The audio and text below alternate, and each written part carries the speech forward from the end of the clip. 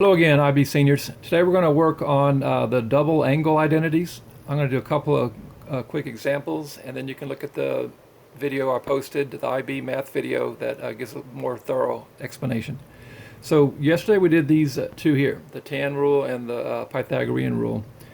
And then today we're going to work on the sine 2 theta and cosine 2 theta. Remember, it doesn't matter if it's an x or a y or an a or a b. It doesn't matter what the variable is. The relationship still holds here. All right, of course, you have these on your formula sheet. All right, let's jump into this here. So here's an example. Suppose cosine is given as 1/4 and in quadrant 1. And remember, in quadrant 1, everything's positive, so that's already a kind of a nice thing to have. And they want us to find sine x, sine of 2x, and then cosine of 2x. Well, for the first one, we're going to have to use, we don't have to, we could draw a picture, but we're going to use this rule here. The cosine squared plus sine squared equals 1. Now, since I started this in another video that I had to abandon, let's keep with this, what I have on here. Cosine squared plus sine squared x equals 1. All right, we know that cosine is 1/4, so I put a 1/4 in there in place of cosine. Sine squared, we don't know. When we square 1/4, we get 1/16, but we're going to subtract that from both sides. This is where my last video kind of gave out on me. So we have sine squared x equals 1 minus 1/16. 16/16 minus 1/16 is 15/16.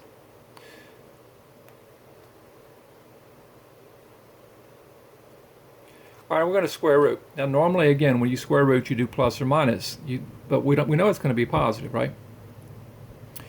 It's because we're talking about quadrant 1. So our sine value is going to be the square root of 15 over 16. Square root of 15 over the square root of 16. You can break it up like that, which is square root of 15 divided by 4. All right, now, for part B, finding sine of 2x. Sine of 2x is the easier of the two rules because if you notice, there's only one rule to use. Cosine, you can choose any one of these three. And depending on what you have, if you only, like for cosine, if you knew only the sine, you'd probably choose this here. If you knew only the cosine, you could choose this. If you know both of them, you might as well choose the top one there. But you can use any one of the three. But for sine, you don't have to even think about a choice. There's only one rule you can use. The sine of 2 theta is equal to 2 sine theta cosine theta. All right, so I know there's 2 here, and I know that I'm going to have sine theta, cosine theta. Well, I already know those two values. Sine theta, I just figured that out, is square root of 15 over 4. Cosine theta was given as 1/4. All right, so we're just going to multiply. Remember, when you're multiplying fractions, ain't no problem. You multiply the tops and you multiply the bottoms. We're going to multiply everything on top.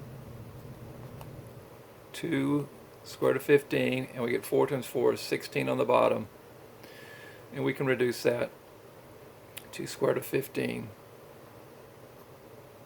divided by 8. All right, now for the cosine of 2x, again, you can, I'm going to do it just one way, but you can go back and do it, use any one of the three rules. Since we already know sine and cosine, we could use this rule here. I like to use the given information. Because they gave me cosine, I'm going to use this rule here. Because there's a chance that the sign that I calculate up here may be incorrect. I don't want to use incorrect information. So I'm going to use this rule here for this particular problem. Because I know for a fact that cosine is 1/4. They told me that in the problem. So I'm going to use that rule. But again, you can choose any one of the three rules. All right, cosine of 2x is 2 cosine squared minus 1. I'm using this rule here. 2 cosine square theta minus 1. 2 cosine square minus 1. So that's what I have, 2 something square minus 1.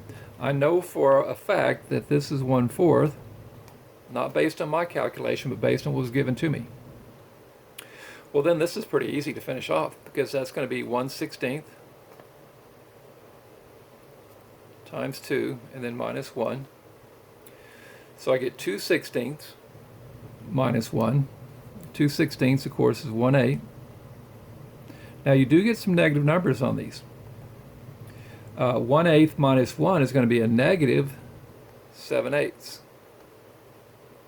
Now you're saying, why do we get a negative? Well, x is in quadrant 1. That is true. So let's say you have an angle here in quadrant 1. Depending on how big that angle is, if you double it, that's not a very good example. Let's make a bigger one here. So let's say your angle is in quadrant 1. If it's big enough, if you double that angle, guess what? If you double that angle, it's going to put you in quadrant 2.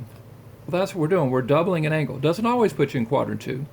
But if it's big enough, if it's over 45 degrees, and you double the angle, it's going to throw you in quadrant 2. What do we know about quadrant 2? We know that it's the negative positive quadrant, right? So sometimes in the double angle rules, even though you start off in the first quadrant, you will end up with a negative value. If you double an angle that's more than 45 degrees, you're going to wind up in one of the other quadrants, right? And so that's the case here. So that is correct there. You could go back and verify it by using using either this bottom rule or this first one here, and they'll both point out to give you the same answer. All right, so watch the IB video that's provided on this same page, and good luck. And then don't forget to try the problems that are mentioned in a separate link. Talk to you all tomorrow.